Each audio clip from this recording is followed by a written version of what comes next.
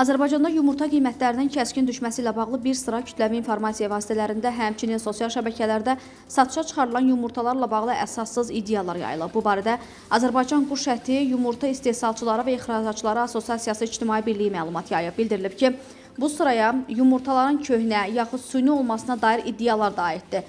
Ölkəmizə xaricdən ərzaqlıq yumurta idxal olunmur. Assosiasiyasının idarə heyətinin sədri Mürvət Həsənlinin sözlərinə görə, Azərbaycan istehsalçıları yumurtaya olan daxili tələbatı artıqlaması ilə təmin edirlər. Ölkəmizdə yumurta istehsalı tələbatdan yüksək olduğuna görə son günlər qiymət düşməsini müşahidə edirik. Bu halda xaricdən, özü də süni yumurtanın idxalı absurddur. O hansı ölkədir ki, süni yumurta istehsal edib sıfır qiyməti Azərbaycana satır? Sıfır qiyməti ona görə deyirəm ki, idxal edilən pərakəndə satışı 1-3 qəpiyə çıxarılan yumurtanı pulsuz almalısan ki, satışa 1 və ya 3 qəpiyə çıxarasan.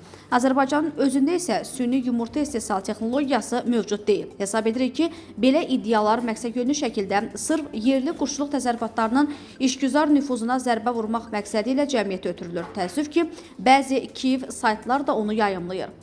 Mürvət Həsənli bir daha vurğulayıb ki, Azərbaycanda təbii yumurta istehsalı kifayət qədərdir. Süni yaxud xaricdən idxal olunacaq yumurtalara ehtiyac yoxdur.